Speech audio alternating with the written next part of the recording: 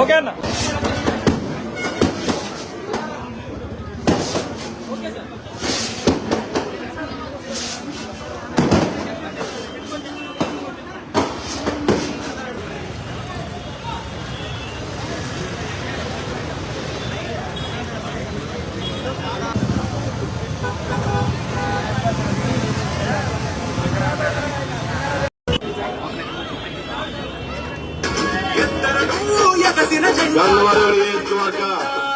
సారథి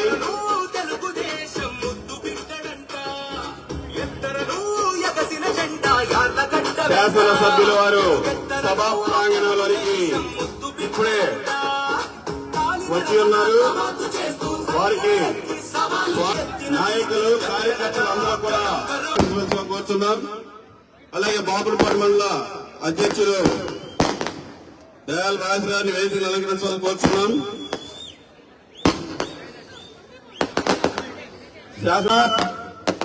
social media celebrity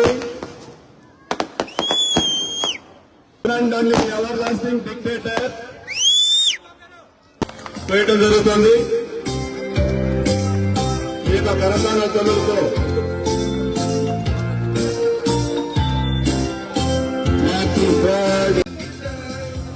గజమాలతో శాసనసభ్యుల వారిని సత్కరిస్తున్నటువంటి గన్నవరం నియోజకవర్గ రాష్ట్ర తెలుగు మహిళ ప్రధాన కార్యదర్శి మూర్పూర్ సాయి కళ్యాణి గారు, వేరేడి పాపారావు గారు వెంకటరావు గారికి పుట్టినరోజు శుభాకాంక్షలు తెలియజేస్తూ ఒక చలనచిత్ర రమేష్ బాబు గారిని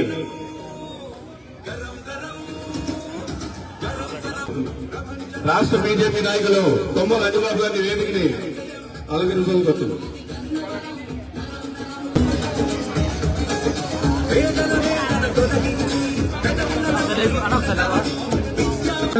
ఒకసారి స్టేజ్ దగ్గరికి ఈ కేకును కిందకి దింపాల్సిందిగా కోరుతున్నాం.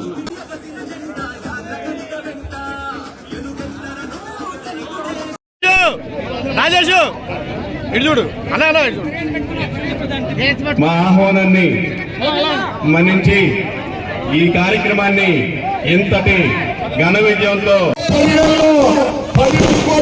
జీవో ఇస్తే దాన్ని 32 కోట్లకి రమేష్ గారికి, అలాగే అగిబాబు గారికి, అలాగే తెలుగుదేశం పార్టీ నాయకులందరికీ, బుజ్జు గారికి, సీన్ గారికి, పాపారావు గారికి, సాయి కళ్యాణి గారికి, గ్రామ పంచాయతీ శ్రీనివాస్ గారికి, ఇంకా రమేష్ గారికి, ఇంకా ఎవరిని మర్చిపోయి మన్నించండి. ఇంకా ఆడగోపాల స్థలం ఇచ్చిన తర్వాత కదా ఆయన మర్చిపోకూడదు. సారీ, ఆడగోపాల గారికి అందరికీ ధన్యవాదాలు తెలియజేస్తూ చిన్న గారికి, బుజ్జి గారికి, సురేష్ గారికి, శ్రీనారాయణ గారికి, ఇంకా ఎవరిపైన మర్చిపోయి మన్నించండి. బీజేపీ నాయకులు కూడా అందరికీ నా హృదయపూర్వక ధన్యవాదాలు తెలియజేస్తున్నాను. ఇంకా 9 రోజులు ఎలా అంటే మాట్లాడే అంటే టైం లేట్ అయిపోతుంది. రాత్రి 10 కూడా అవసరం. దయచేసి అర్థం చేసుకోమని కోరుతూ, మీరు చూపించిన ఆదరాభిమానాన్ని నేను అప్పటికి మర్చిపోనని, అలాగే 83 నుంచి ఇప్పటి వరకు తెలుగుదేశం పార్టీ అభ్యర్థులు అన్ని మెజార్టీలు కలిపినా కూడా దానికన్నా ఎక్కువ మెజార్టీతో నన్ను శాసనసభకు పంపించిన మీకు తలవంపులు తెచ్చే పని చేయను. మన గన్నవరం నియోజకవర్గాన్ని ఒక పనికిమాల నియోజకవర్గంలో గతంలో తయారు చేసి చంద్రబాబు నాయుడు గారి కన్నీటికి కారణం, చంద్రబాబు నాయుడు గారి వేదనకు కారణం, దేశ పదవికి కారణం, నగుబాటుకు కారణం గన్నవరం అయింది. అలాంటి పనికిమాల పనులు నేను చేయని గన్నవరాన్ని గత వైభవం తీసుకొస్తానని, పరిశ్రమలు తీసుకొచ్చి ఉపాధి అవకాశాలు కల్పిస్తానని, అలాగే మంచి ఎడ్యుకేషన్ ఇన్స్టిట్యూషన్ తీసుకొచ్చి గన్నవరం దశ దిశ మారుస్తానని మీ అందరికీ హామీ ఇస్తూ హామీగా దానికోసం పనిచేస్తా. నేను మాటల మనిషి కాదు, చేతల మనిషి. ఇందాక చెప్తున్నారు గోపాలకృష్ణ గారు, అశోక్ లైలాండ్ తేక ముందు మల్లవల్లిలో రేట్ అంతా, ఇవాళ రేట్ అంతా ఈ పాత్రికేయ సోదరుల్ని అడగండి.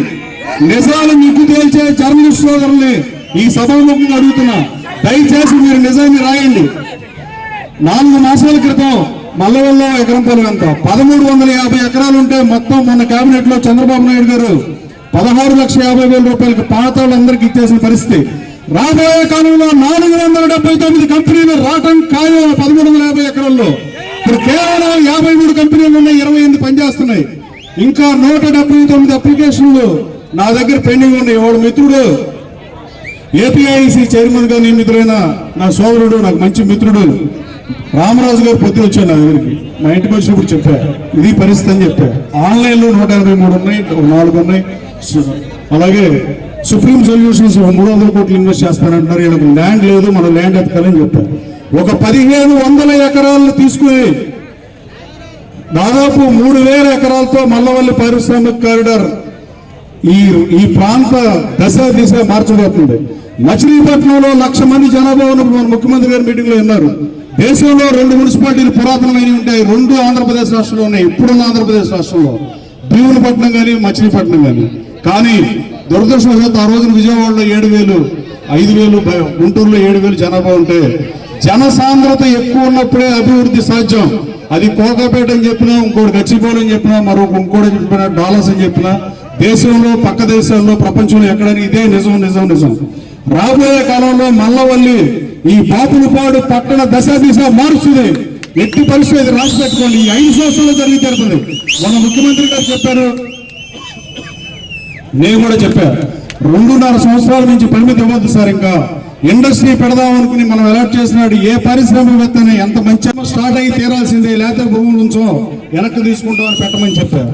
అలాగే రాబోయే కాలంలో ఈ 180 కంపెనీలు కానీ, ఇప్పుడున్న 478 కానీ, ఇంకా రాబోయే కాలం ఎంతమంది అప్లై చేయాలో తెలిసి పరిస్థితి. వీరపనాయగూడెంలో 179 ఎకరాలు మాత్రమే ఉంటే పారిశ్రామిక కారిడార్ SEZ లో 49 ఎకరాలు ఖాళీ ఉంది.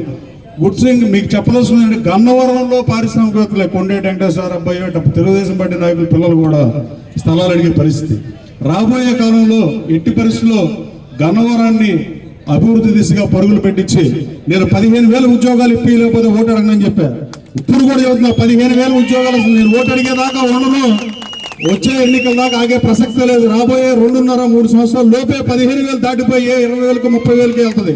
అదే నేను ఇచ్చిన మాట మాత్రం 15,000 గుర్తుపెట్టుకోండి. ఇంకా ఎక్కువ వస్తే బోనస్. అట్లా పనిచేయాలని మీ అందరి సహకారం, Telugu Desam party, BJP, Janasena party నాయకులందరి సహకారం కావాలని కోరుకుంటూ, ఈ కార్యక్రమాన్ని ఇంత ఘనంగా నిర్వహించిన ప్రతి నాయకుడిని, ప్రతి కార్యకర్తని నా హృదయపూర్వక ధన్యవాదాలు తెలియజేస్తున్నాను. జై హింద్.